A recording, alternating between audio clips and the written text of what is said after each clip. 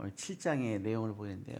7장에 보게 되면 쭉 얘기를 하고 나서 맨 마지막에 이렇게 얘기합니다. 거기 7장 23절에 보게 되면 이렇게 얘기하고 있어요.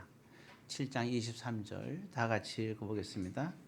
그때 내가 그들에게 밝히 말하되 내가 너희를 도무지 알지 못하니 불법을 행하는 자들아 내게서 떠나가라 하리라.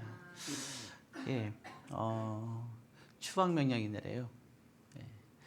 이게 설교를 쭉 이제 예수님께서 말씀하시고 나서 마지막에 선포하고 나서는 추방 명령이다. 내게서 이러한 사람들은 내게 떠나가라 이렇게 얘기합니다. 예, 그러면서 이제 나온 얘기가 24절부터 쭉 나오는데, 자, 그러면서 24절에 이렇게 얘기합니다. 자, 24절도 같이 읽어보겠습니다. 그러므로 누구든지 나의 이 말을 듣고 행하는 자는 그 집을 반석에 지은 지혜로운 사람 같으니 이렇게 나오죠. 예, 그래서 반석에 지은 사람, 든든히 서 있게 되는 사람이죠. 예, 반석은 하나님께서 우리에게 만들어 주시는 집이에요. 하나님이 만들어 주신 집은 반석이고 우리가 짓는 집은 모래 아닙니다. 모래집. 근데 이제 어떻게 그럼 하나님이 어떤 자들에게 반석으로 집을 져 주느냐? 우리가 신앙을 지킬 수 있는 것도 우리의 노력도 있지만 하나님께서 지켜주셔야 우리가 신앙도 지킬 수가 있는 거예요. 오늘 하루를 살아갈 때 건강도 마찬가지예요. 우리가 병이 안 들 수는 없어요. 병든 상태에서도 우리가 믿음 생활과 사회 생활을 잘 할 수 있는 것도 하나님 붙잡아 주시니까 그렇게 한 거죠. 직장에서 어려운 일들, 사업에서 어려운 일 속에서도 그 가운데서 우리가 그렇게 하루하루에 또 일용할 양식과 또 우리가 살아갈 수 있는 이유도 다 그것도 하나님께서 지켜주시니까 그렇게 살아갈 수가 있는 거지. 예, 안 그러면 무너지기 쉬운 거예요. 그래서 아무리 어려워도 힘들어도 하나님은 반석에 지어주시기 때문에 흔들림이 없는 겁니다. 여러분들은 어떤 상황에서도 마음이 흔들리지 마세요. 두려워하지도 말고 놀라지도 말고 강하고 담대하십시오. 주님은 우리를 반석처럼 세우신 분이거든요. 어떤 상황에서도 독수리 날개 같은 힘을 주시는 거예요. 그래서 우리는 주의 말씀에 좌우로나 치우치지 말고 강하고 담대하게 나가면 그 어떤 것도 상관이 없습니다. 그리고 어떤 여러분들의 사회생활이나 교회생활도 여러분들의 약함이 그것이 우리는 하나님의 강함이 되는 것이지 그게 부끄러운 일은 아닌 겁니다. 하나님은 그것을 귀하게 여기시는 거거든요.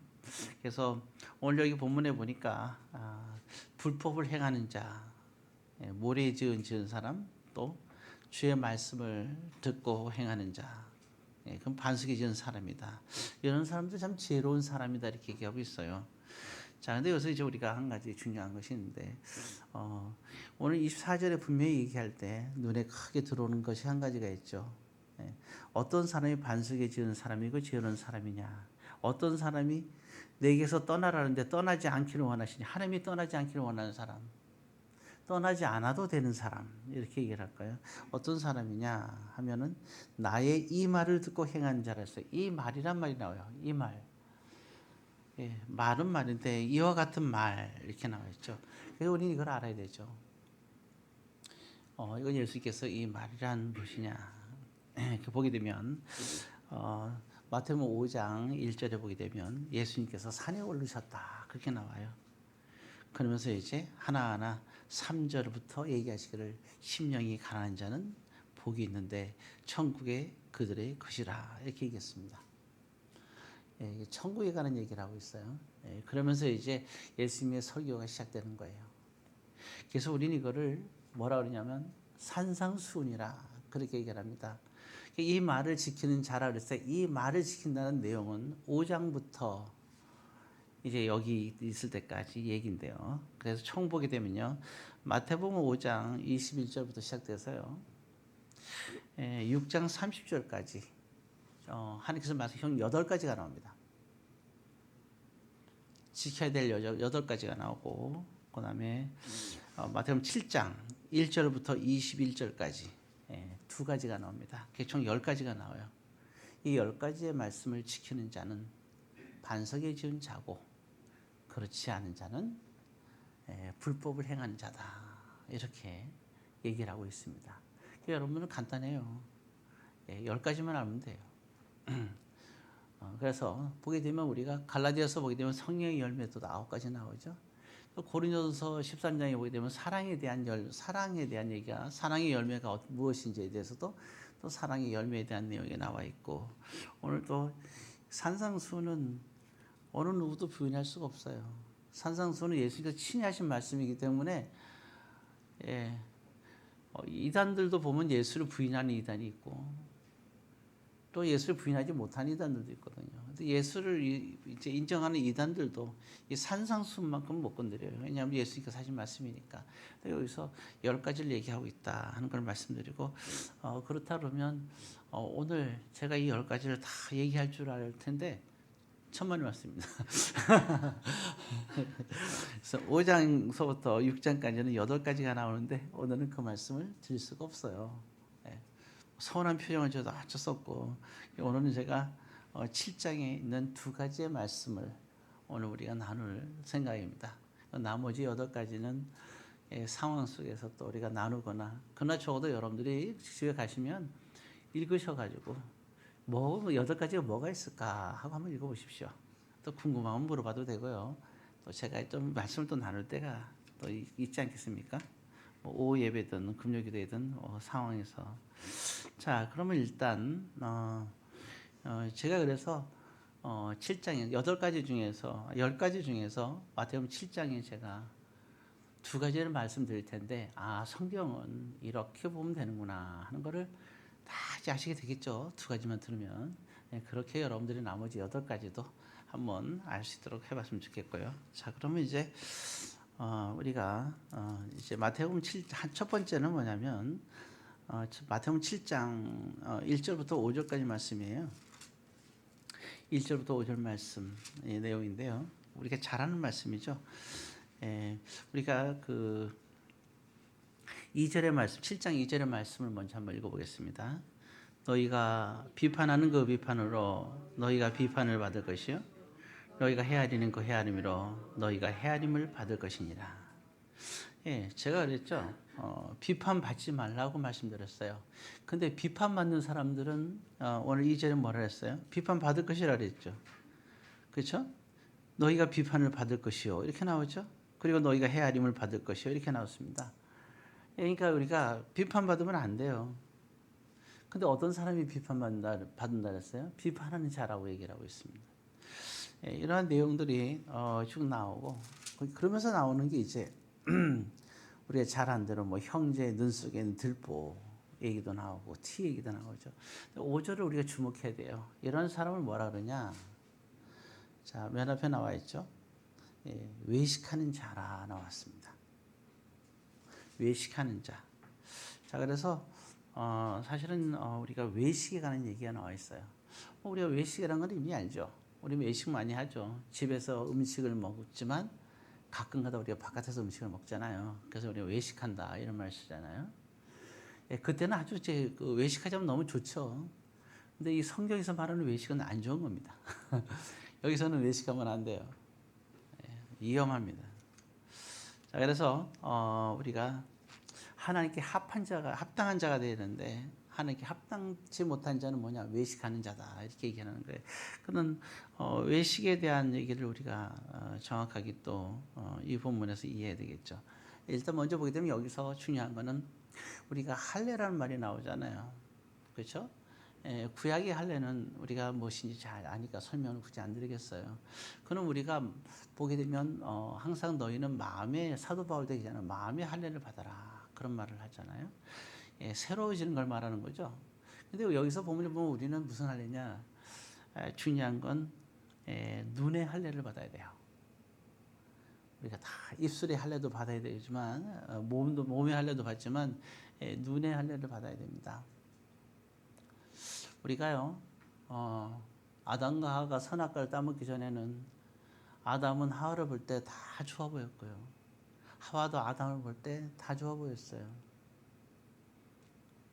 그리고 이 아담과 하와는 벗고 사는 걸 좋아했어요. 그냥 벗고 살았어요. 에덴 동산에서 거리낌이 없었어요. 다 근데 다 좋아 보였어요. 근데 선악과를 따먹는 순간 그들이 그렇게 나왔죠. 부끄러워하였다. 그렇게 나와 있죠. 선악과를 따먹는 순간부터는 그게 좋아 보이지 않았어요. 그러니까 그들의 이제 부끄러운 모습이 다 보이는 거예요. 즉 다시 말해서 그들의 이 단순히 부끄럽다는 말은 육신적인 부끄러움을 얘기하는 것이 아니라 마음과 행동에 대한 걸 얘기하는 거예요. 그래서 보니까 그들이 하는 것이 아담이 하는 것이 영 못마땅한 거예요. 참 이게 놀라운 거죠. 하와도 보니까 아담이 하는 것이 그렇게 사랑스럽고 그렇게 존경스러운 아담이 부끄러운 남자야. 그리고 아담도 하를 보니까 내 몸과 같이 그쵸? 내 사랑이다 하잖아요. 이는 내 몸이요 뼈요 이렇게 얘기를 하잖아요. 그렇게 해서 고백했던 사랑했던 사랑스럽던 아내가 그렇게 보이지 않는 거예요. 예. 사랑을 하긴 하는데 문득문득 안 사랑스러운 게 너무 많이 보이는 거예요 눈에. 그래서 그게 많이 바뀌는 거죠. 근데 오늘 여기 본문에서는 정확하게 우리가 얘기할 때 그 선악을 따먹기 전의 모습으로 돌아가길 바라시는 거예요. 그러니까 타인의 나 아닌 다른 사람의 나쁜 것을 보지 말라는 겁니다. 그 얘기를 하고 있는 거예요. 비판하지 하지 말라. 이 말이 거예요. 그거 외식하는 거예요. 외식하는 것은 남을 보고 다른 사람의 나쁜 것을 보는 거. 보이는 건 어쩔 수 없어요. 그렇지만 우리가 그런 것이 보일 때 우리가 믿음으로 제거시켜야 돼요. 그렇다고 일부러 얼굴에 지저분한 거 잔뜩 묻혀가지고 예뻐 보이라고 말하면 안 되겠죠. 중요한 거는 어쨌든 그런 중요한 거는 우리가 남을 다른 사람을 보는 것이 중요한 거예요. 그러니까 항상 우리의 눈이 어떻게 볼 것이냐. 항상 우리는 우리 자신을 향해야 돼요.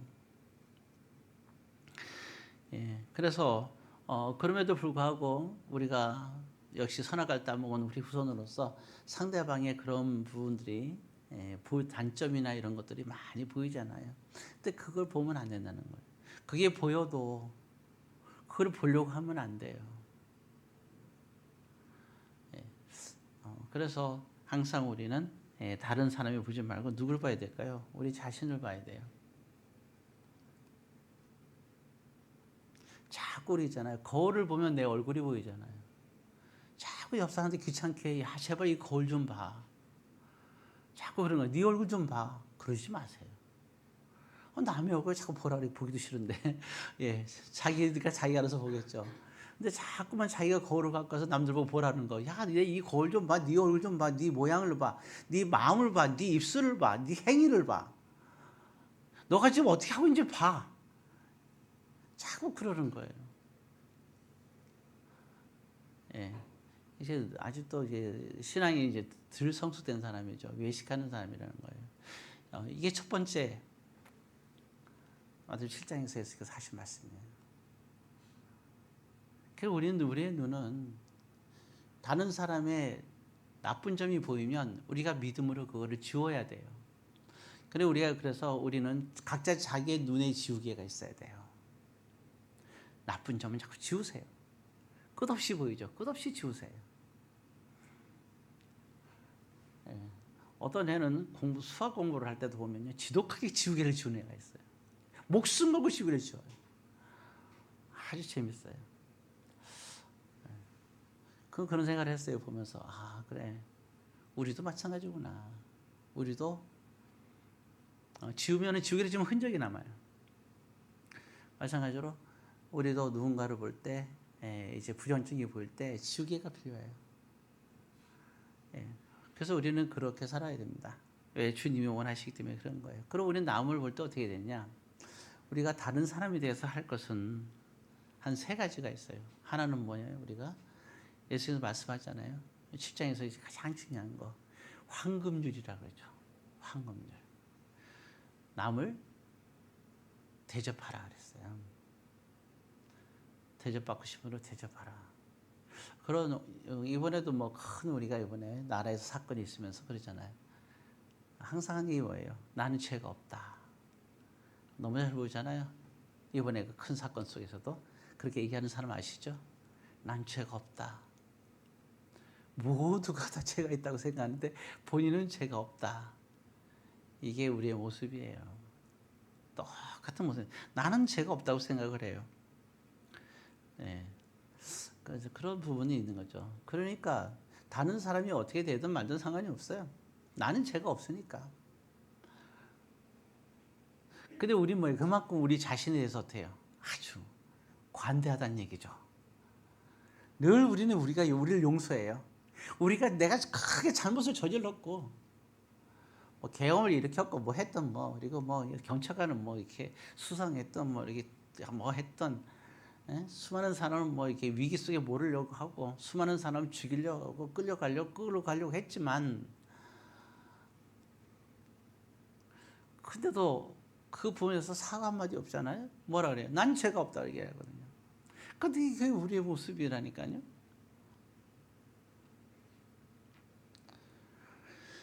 그러니까 우리 자신에 대해서 아주 간대해요. 나에 대해서. 물론 안 그런 사람도 있겠지만 대부분 다 자기에 대해서는 관대한 법이거든요.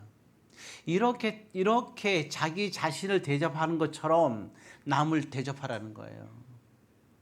이렇게 지독하게 나를 용서하는 것처럼 남도 용서해주고 남을 덮어주라는 거예요. 그런 거잖아요. 보게 되면. 이렇게 가다가 우리가 차로 끼어들 때가 있잖아요.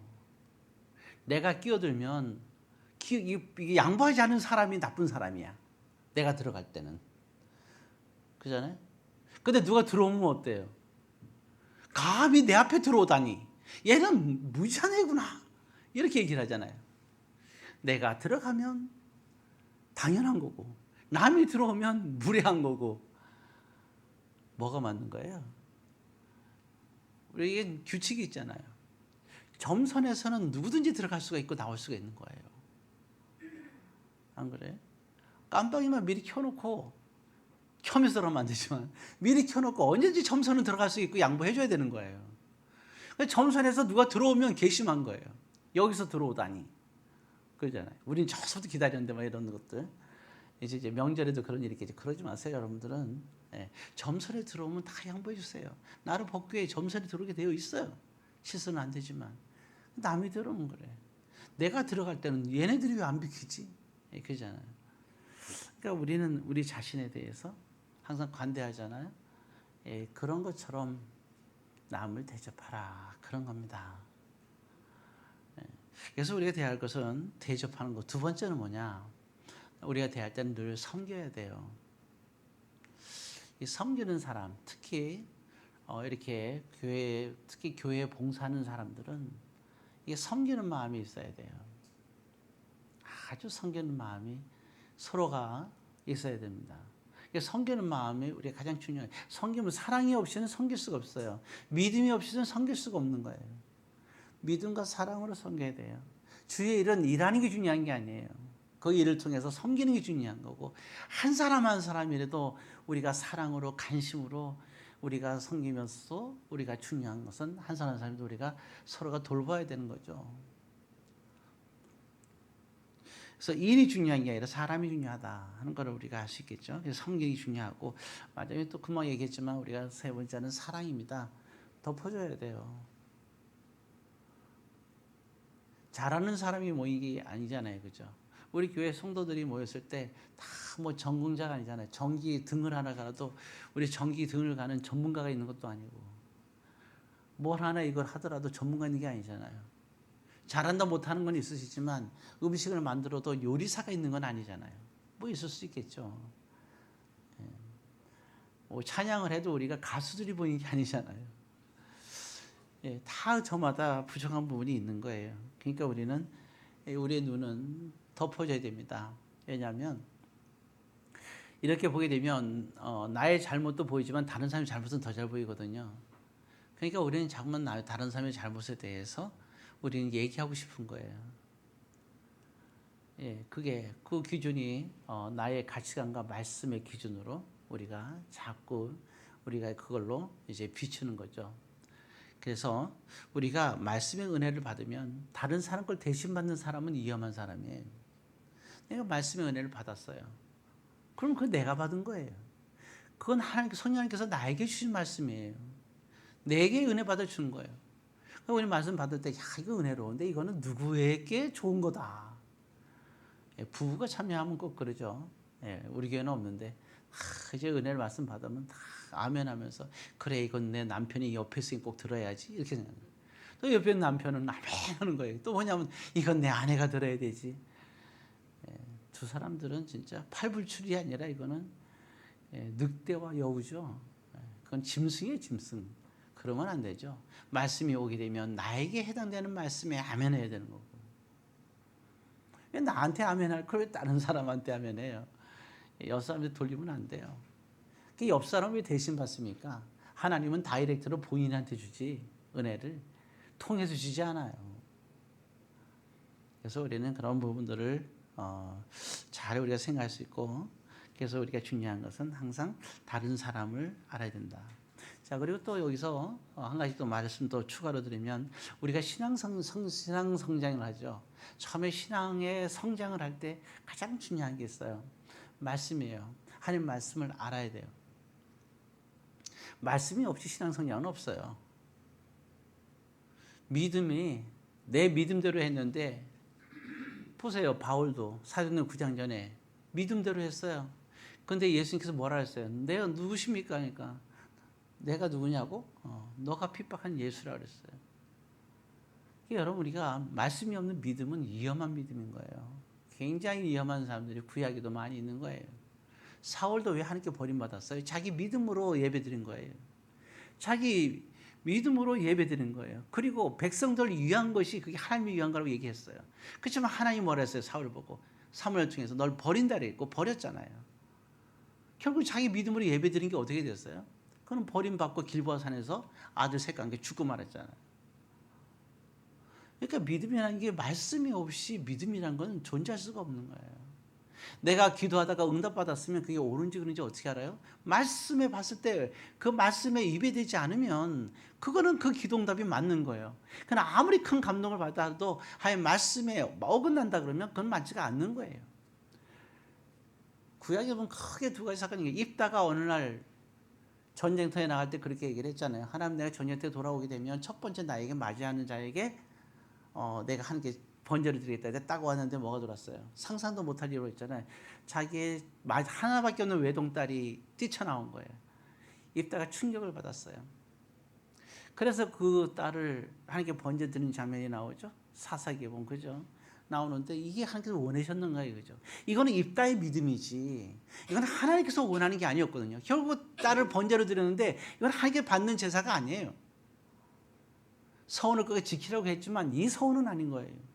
서원을 지키더라도 함부로 이렇게 하면 안 되는 거거든요. 그래서 부부가 결혼하게 되면 마찬가지예요. 금식을 며칠간 할 때에도 금식을 한동안은 부부관계를 가질 수가 없어요. 그러니까 뭐라 그랬어요? 금식을 할 때 아무리 믿은 조상이 하나 있다 하더라도 어떻게 돼요? 아내는 남편한테 허락받고 금식을 해야 되는 거예요. 왜냐하면 금식 기간 동안에는 부부관계를 못 가지니까 완전히 허락 맡아야 되고 남편도 아내의 허락을 맡아야 된다는 거예요. 금식의 기준이에요. 그러니까 그런 부분들을 우리는 명확하게 알 수 있어야 되거든요. 이게 우리가 하나님의 말씀 안에서 금식을 하던 아니면 뭔가 서원을 드리던 번제를 드리던 이런 것들은 우리가 그 기준을 삼는 거죠. 입다의 큰 실수죠. 가장 사는 딸 하나님께 믿음으로 드렸지만, 그리고 그는 하나님께 믿음으로 했다고 하지만 누가 인정하냐고요. 물론 사람들은 믿음이 좋다고 할 수도 있겠죠. 그러나 하나님 보실 때는 아닌 거예요. 도대체 그럼 누구에게 드는 거예요? 그래서 이 중요한 건 뭐냐? 말씀이 항상 우리의 중심에 분명하게 있어야 되는 거예요. 말씀 앞에서 수긍해야 돼요. 법원에서 영장을 내렸으면 그 영장대로 우리가 하는 게 정상이잖아요. 법치국가에서. 법대로 해야 되는 거잖아요. 세상은 법대로 해야 되는 거예요. 그 우리는 뭐대로 해야 돼요? 우리는 하나님의 말씀이 법이에요. 그 믿는 사람들은 하나님의 말씀대로 우리는 그렇게 살아가야 되고 그 기준이 돼야 되는 거죠. 자, 그래서 이것이 중요하다. 그다음 두 번째 할 말씀을 알아야 되는 것이 신앙성이 중요하고, 두 번째는 뭐냐? 자기 성찰을 해야 돼요. 말씀을 알았으면 이제 그 말씀을 가지고 나한테 이제 말씀을 나한테 적용시켜야 된다는 거죠. 근데 여기서 이제 그 위험한 게 있어요. 성장할 때. 말씀을 알고 자기 성찰을 하기 시작할 때 그때부터 뭘 깨닫느냐. 말씀에 은혜가 있어요. 그럼 성장하는 거예요. 성장하다 보니까 뭐가 문제되느냐. 말씀을 알게 되고 신앙이 어떻게 하는 게 하나님께서 기뻐하시는지 알게 되는 거예요. 말씀으로 성장하게 되면요. 성장을 잘 하는데 성장을 많이 하면 할수록 단점인데 거기 한 가지 위험성이 단점이 내포있는데 그게 뭐냐. 내가 알게 된 말씀을 내가 은혜를 받잖아요. 그러니까 거기서 욕심이 생겨요. 다른 사람도 그렇게 은혜 받기를 원하는 거예요.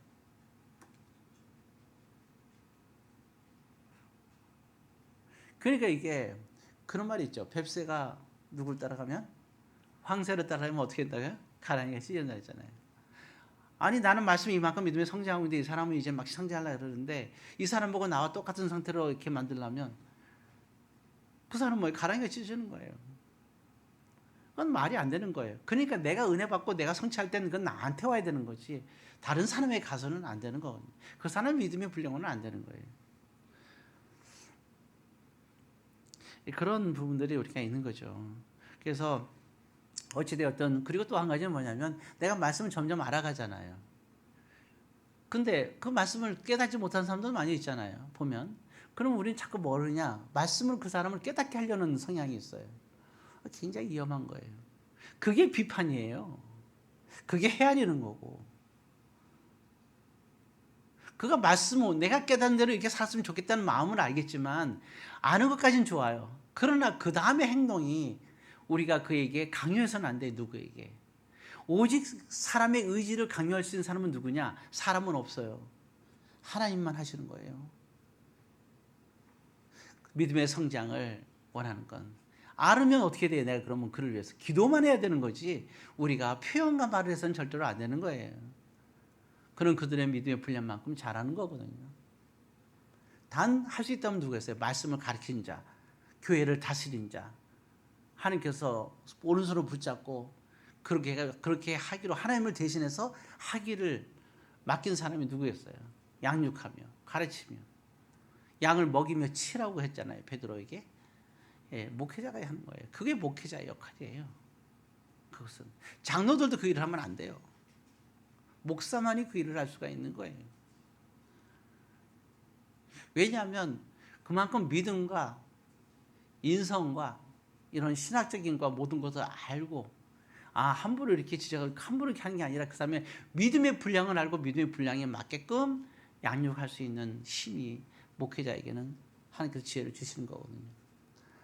물론 지금 이 순간에 여러분들이 저를 보면서 안 그런 것 같은데 하는 사람도 있겠지만 그래도 맞는 거예요. 그래서 그 부분을 여러분께 기도만 하셔야 돼요. 뭐 우리 목사는 안 그런 것 같은데 그러지 말고 그래도 그냥 믿으세요. 예, 그렇게 하면 하나님께서 하시는 거예요. 예, 이 부분이 굉장히 좀 생각할 때 그래서 바로 이게 이렇게 하는 것이 뭐냐? 지혜입니다. 지혜. 어찌되었든 그래서 외식하지 말라 하는 거지 아시겠죠? 예, 하나님께서 하신 일을 내가 해서는 하는 건 안 돼요. 아무리 좋은 뜻이라도 내가 하게 되면 그거는 뭐예요? 하나님께서 하시는 자리에 내가 들어가게 되면 뭐라 그래요? 갖다가 교만이라는 거예요. 그래서 그게 외식하지 말라. 예, 비판하지. 그래서 비판을 받는 사람 왜 비판받아요? 결국 외식하는 걸 비판받는 거예요. 이게 불법을 해가는 자라니까요. 그러니까 이게 얼마나 중요한 일인가를 알 수가 있고 우리는 이런 범죄를 쉽게 하는 거예요. 자, 그리고 이제 좀 말씀 좀 더 드리면 거기 7절부터 12절의 말씀이 나오는데 7절에 보면 7장 7절 이렇게 나왔습니다. 읽어보겠습니다. 구하라 그리하면 너에게 주실 것이요 찾으라 그리하면 찾아낼 것이요 문을 두드리라 그리하면 너에게 열릴 것이니라. 구하는 이마다 받을 것이요 찾는 이마다 찾을 것이요 이마다 열릴 것이니라. 이렇게 했죠. 하나님께서 주신다는 거죠. 근데 때로는 그렇죠. 여기서 그럼 하나님께 달라는 기도는 당연한 거예요. 주신다 했으니까. 근데 여기서 예수님께서 답답해 하시는 게 한 가지 있어요. 여기서 뭐라 나옵니까? 그렇게 막 달라면 주시지 않겠느냐 그랬죠. 11절 끝에 보니까 그러잖아요. 구하는 자에게 좋은 곳으로 주지 않겠느냐. 주신다는 거죠. 12절 그러므로 이렇게 나오죠. 이때 이 말이 나오는 거예요. 뭐라 했어요? 남에게 대접하는 대로 너희도 남을 대접하라. 이것이 뭐예요? 율법이요 선지자 성경이라는 겁니다. 율법과 선지자 구약 성경 전체가 율법과 선지자를 표현한 거예요. 율법과 선지자는 구약 성경 하나님께서 하신 이 모든 말씀이 바로 이 대접이라는 얘기예요. 그 말은 뭐예요? 이 말은 자, 그러면 구하라는 거예요. 무엇을 위해서? 결론은 하나예요. 대접하기 위해서 구하라는 거예요. 자기의 유익을 위해서 구하지 말고 대접하기 위해서 구하라는 거예요. 은사를 구할 때도 대접하기 위해서 구하라는 거예요. 이게 지혜라는 거예요. 솔로몬도 하나님께 기도 7천만 드렸을 때 하나님께서 너에게 무엇을 줄까 했더니 솔로몬이 뭐라 그랬어요? 백성들을 대접하기 위해서 나에게 달라고 기도했잖아요. 지혜를 달라고. 백성들을 하나님의 뜻대로 살도록 하기 위해서 할 수 있는 지혜를 나에게 주옵소서라고 기도를 하거든요. 그게 바로 그러니까요. 대접하기 위해서 그냥. 그 우리는 결국 뭐예요? 이게 구하라는 것은 결국은 이게 복에 대한 구원이에요.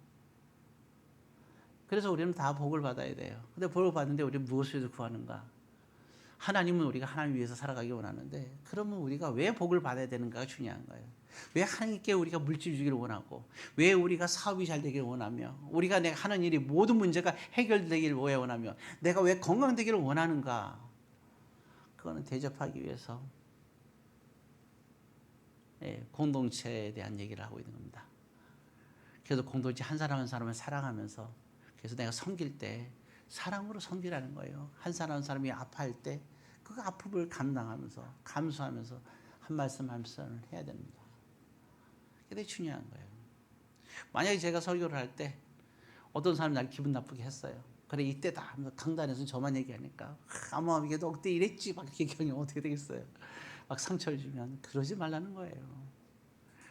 오히려 그럴 때 한 사람 아픔을 위로할 수 있으면 더 위로를 하라 그런 말입니다.